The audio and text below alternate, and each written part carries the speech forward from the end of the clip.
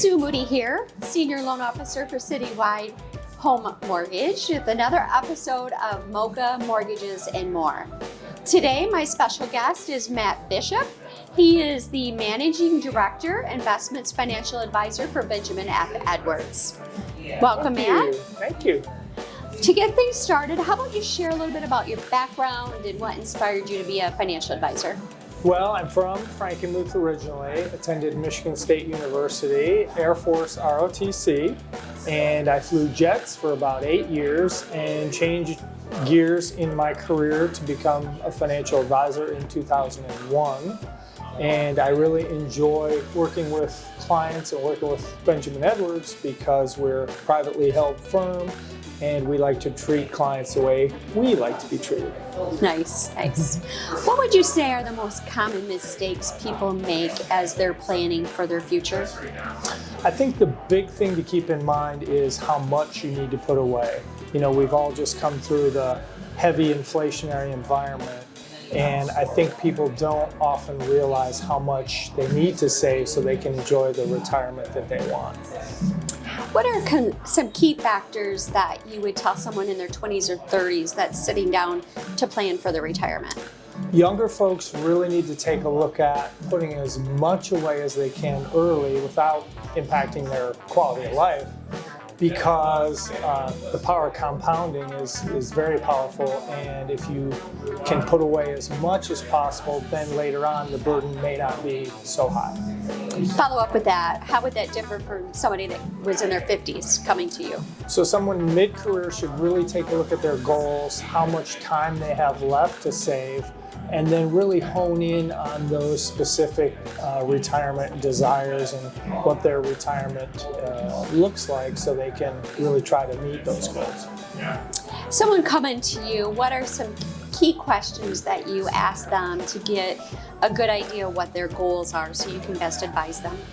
Well, someone should come in with an idea of what they perceive their retirement to look like, what kinds of things that they still would like to accomplish in their lives, and then do they have any legacy desires, anything to pass on to children or grandchildren. Okay. Now, to combine your expertise with mine, which is mortgages, I have some customers that will use their assets or investments to purchase a home, whether they use those funds temporarily or not. There's some advantages, especially in the market that we've just seen. Cash offers sometimes get accepted early. However, when someone owns a house, free and clear, they don't have a mortgage, and then they go to refinance. It's called a cash out refinance. And our rules and regulations is there's a time stipulation of when they can do that as a cash out. And one of the things that we can do now is if we can show that they had the assets, they own those assets to buy the house, we can waive that waiting period, time period a little bit. And I know some of those are a little different, and I know rules and regulations and all that kind of stuff differs from person to person.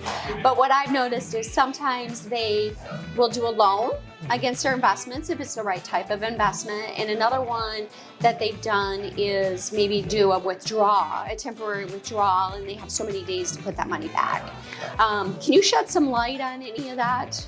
While we are not mortgage experts, you guys are, we definitely have some strategies for folks with their investments to help out in these cases.